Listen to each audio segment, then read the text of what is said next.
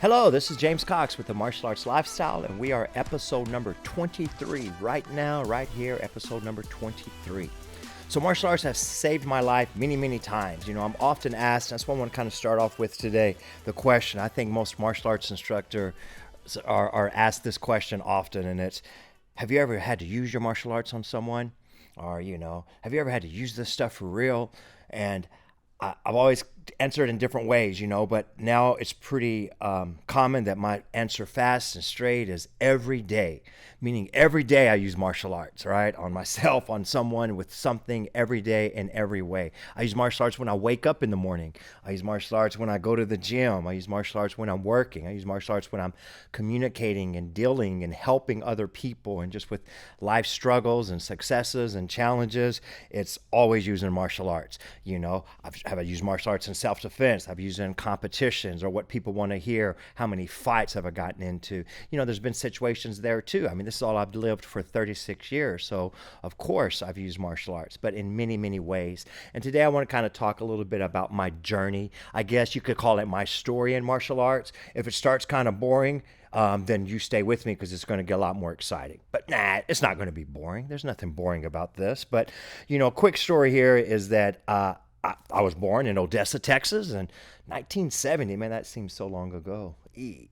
And I've lived most of my life in Abilene. I don't really remember a lot of the time that I had in Odessa. My dad was in the oil field, and we were there for a while, and then we would come back and forth to Abilene. I stayed with my sister in Odessa. We actually lived in Fort Worth for a little time too, but the majority of my life has been here in good old A-Town. I'm the youngest of seven, and don't really know a lot about my siblings, growing up, because being the youngest of seven, by the time I was even born, a lot of them was actually out. They were married with their own kids, so I grew up actually closer to a lot of my nieces and nephews. I went to school with my nieces and nephews. They would embarrass me. I remember in the halls of high school, hey, Uncle James, and I was like, dude, don't call me uncle in front of people. You're older than me, right? But, that was just kind of like the family life. It was a large family, and, we were spread out. Good times. I have no regrets. Looking back, you only know what you know when you're living that in the moment. Yeah, we were really poor, man. We struggled, and there was a lot of things. I was pretty much raised with a single mom by the time I was born. My dad was a severe alcoholic. I never once seen him sober. I really tried. I really wanted to get to know my father, but it just never happened. And I watched him slowly, in many ways, destroy himself with that disease. And when he died, when I was 13, so my mom did her best, man. And, I love my mom, and she was great. She taught me a lot. And, I was a bad kid kind of coming up, and, living deep north side of Abilene. We moved all the time. I always kind of joked, but there's some truth to it. We moved every 30 days because the rent was due, right? And kind of grew up in that time of what was known early on in Abilene as the projects of Abilene. Went to Lee and Fannin and Mann and Abilene High, but I never had complaints. I mean, I just lived life and enjoyed it and made the best of it, and I guess that's what kids do in rough, tough situations, right? I was always the minority, but I never knew that. Like, I never paid attention. I never really knew it as any issue, if that makes sense, but growing up and as a teenager and having a lot of choices and decisions, I was fortunate to find martial arts. And this is where the story starts with, how martial arts saved my life. Looking back, it's very possible I myself would have been either dead or in prison if it wasn't finding my instructor and him showing me a better way, something positive and constructive, and really getting into competitions at such an early age and doing an extreme amount of competing kept me busy and out of trouble, for sure. My mom tried her best, but by the time I was there, she was tired, so it was in need of kind of like that role model and that father figure. And that's what my martial arts instructor gave and did for me. I remember early on, starting martial arts and going to the recreation center and having no clue what I was getting into or what I was going to do. It was just something to try out because some friends, invited me and drugged me in there.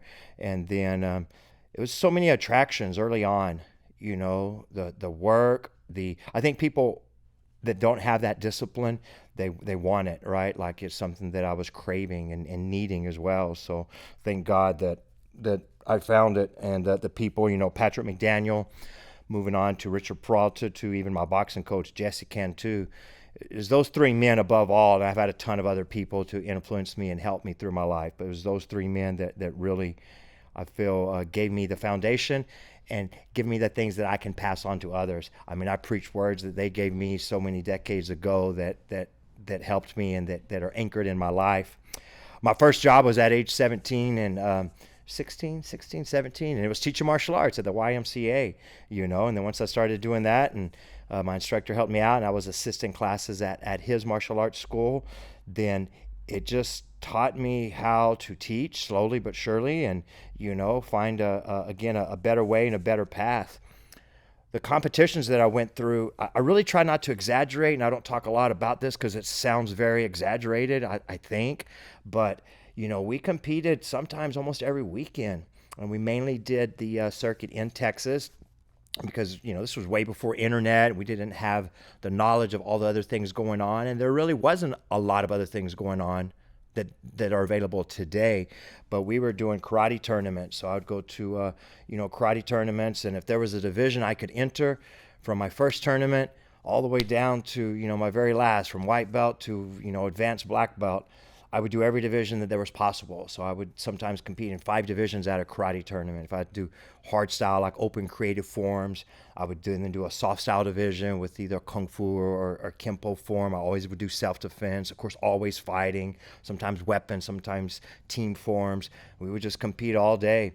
This stuff gave me, I think, the goals, right, the incentive, and then I got into kickboxing. I always wanted to box and kickbox. I couldn't really find it here in Abilene, but I met a guy who was here from the Air Force, Jesse Cantu, and he became my private boxing coach. Even the training that I did with him, I try not to talk a lot about, I guess, because it could sound exaggerated, but it was nearly every day, and I'm talking almost 7 days a week, that we would train. I would go to his house in his garage, and all Jesse knew and talked and preached was straight boxing. He wasn't in that, in his words, that karate crap. But, I respected what he could give me for boxing, because it helped me become better, learn more, and then I started competing in kickboxing. And that's what made the difference, is fighting karate people and knowing how to box, not just kick. I had successful career in kickboxing as well as point fighting, and just really dove into competing. So I didn't really ever work much of another job, but had a kid and got married when I was like 20, and then had to pay a lot of bills, right? So life changed as changes happen, and then wanted to do martial arts for a living, but I wasn't making any money running the school, and on the side I was mowing yards, I was working security, so I got into like some theft prevention work, and that was fun because I did get to use some martial arts at times, catching these shoplifters and all of that. But the struggle was real on trying to make things happen there. One thing that was pretty life-changing, and just in the blink of an eye, so fast, how you notice everything changed from then on. And I kind of go to this as another way of how martial arts saved my life. And this was in 1998. Just another day, living life, and I just dropped my son off. He was 5 years old at a daycare, and I was going to the karate school to do what I do and work, and had a very bad car accident. I got hit by a dump truck and got flipped, and I spent 7 days in ICU. Had heart was bruised, the seatbelt tore through my side, so my oblique was detached, and my knee went through the steering wheel area there, and I had my first knee surgery, and I was having a lot of health problems and neurological problems. I couldn't stop having, seizures, and, literally, actually, my heart even stopped twice when I was in ICU, so I guess I died and kind of came back, and there are ways to word that, but, that was a crazy experience.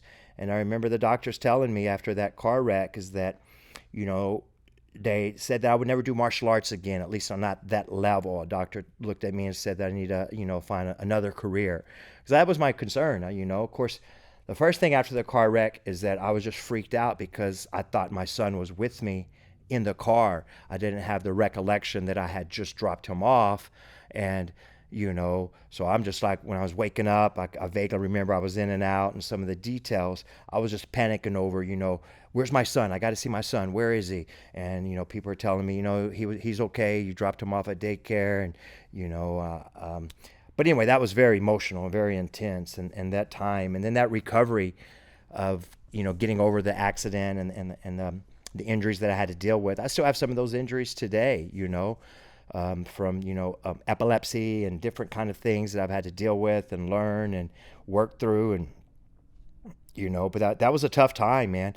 But the recovery, I started therapy, rehab, whatever you want to say, intense, and I worked hard every day. And it was 6 months after that wreck where I competed in a karate tournament again, and it was actually, nationals, a couple of the biggest tournaments that ever came to the state, the Big D Nationals, the Cotton Belt Nationals, and then I fought for a WACO, and then kickboxing, and actually won, grand championship and national kickboxing title not long after that car wreck. It wasn't easy, but I was persistent on doing what I wanted to do and make it happen, and if anything, there's some lessons of perseverance and stick-to-itness of things like that, and that, you never know, man, in the blink of an eye what can happen and how things can change. That's for sure. But I kept competing. I just kept competing, and there was times we would do easily 25, 30 or more, 35 tournaments a year. Some of the tournaments in those days, we would do karate tournaments during the day, and for the promoter, it was easier to rent a venue and then have kickboxing fights that night. So if I was there anyway, I might as well do a kickboxing fight, and racked up a lot of competitions, a lot of trophies. I remember the day when I had to get rid of all those trophies. What do you do with the trophy? I was a single man. I remember renting a 2-bedroom apartment so I could put trophies in a bedroom, and I hauled a couple of truckloads full of trophies off. If I couldn't give them away to someone, or we'd have little tournaments and just give them to the kids, and I had to get rid of them. It was well over like 3,000 trophies. Because if you do the math, and I competed in near 700, 800 tournaments, a lot of those fights I'd easily have 4. I think some of my biggest competitions I'd fight like 10 times at a tournament. And that's a lot of trophies to get rid of. And of course, we had other awards, medals and jackets and rings and money. Money was always good. I kept that. But, growing up, and then with tough times, and then going through those challenges, and then wanting to continue as a career in martial arts. And my instructors taught me well. I knew martial arts, I knew how to fight. I knew self-defense. I knew the physical skills, but I didn't really have the knowledge of running a business. And it wasn't popular at the time, A lot of the raising was that you didn't do martial arts for the money, that you didn't do martial arts for business. But how do you pay your bills if you don't, right? And that's kind of where, I struggled, man. I had a lot of people tell me that, I was never going to get anywhere or do anything. You wasn't a real man if you taught martial arts for a living. I needed a job where I needed to clock in and do this and that. And there was a time where my wife at the time and my son, even our dog, we lived in the karate school. And I taught, and I did whatever side jobs I could to pay the bills. And, this kind of brought me further down, where I ran into the president of Premier Martial Arts. It was a licensing, and now it's a franchise at the time. And talked with him. He talked with me about trying to learn the business systems, getting consulting, and running successful martial arts schools, which is totally different. And I was just solid that there was no way I wasn't going to sacrifice the quality. It was more important to teach good martial arts than it was to make money. I didn't know you could do both, right? So going through all of that, and just continuing to grow and make that happen, and promoting good black belts. I think somewhere right now I'm around 160-ish black belts that I've promoted. To some people, that's a big number.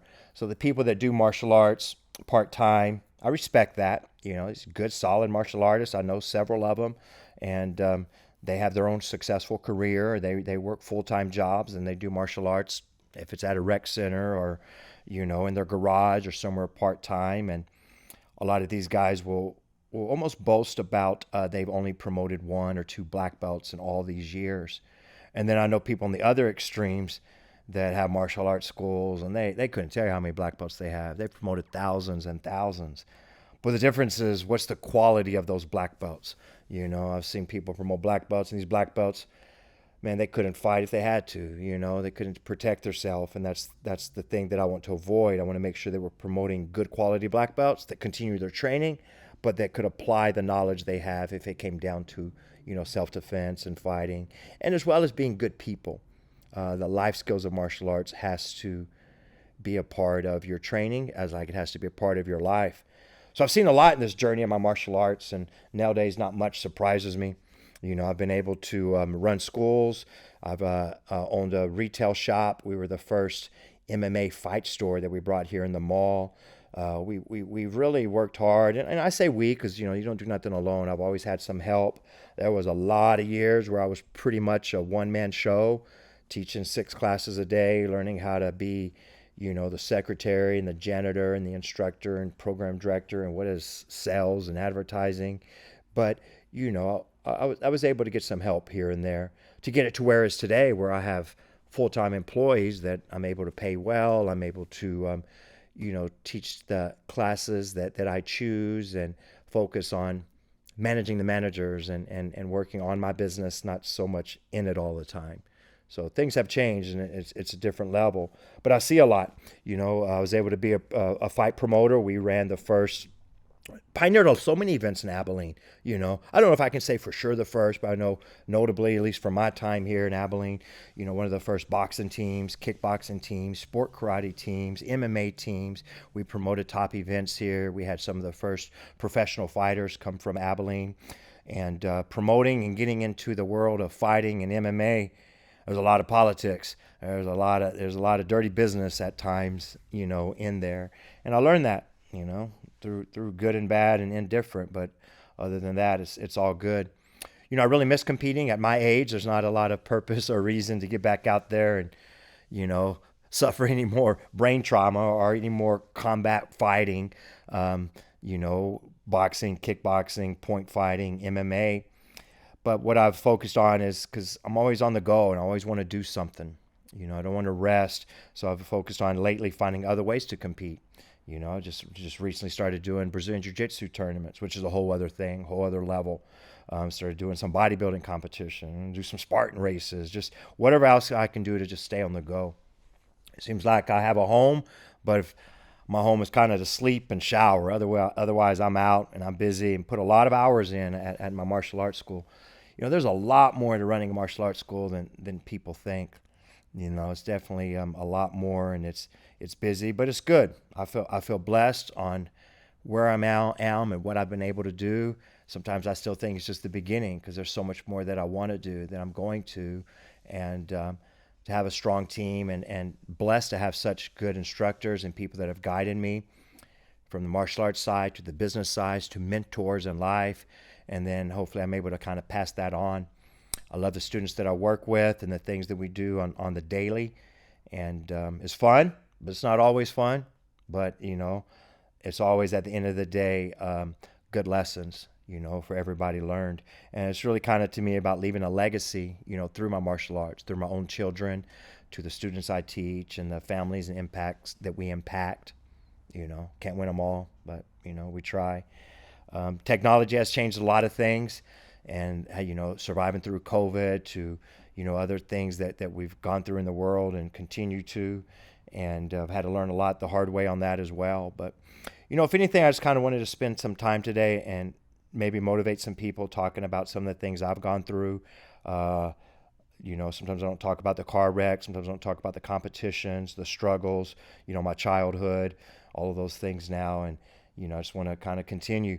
When people look or know me in the nowadays, then they don't quite get it. Or, if I hear things like, it must be nice, to have what I have or own what I own or this or that. But to not know the story of what I've really come from and done is a different thing there, right?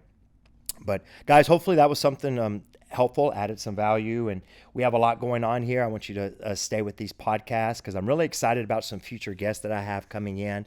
We're going to have a special training event, so I'm going to be able to sit down with some leaders in our industry, some very, very top, high ranking, highly intelligent specialists of martial arts in different fields.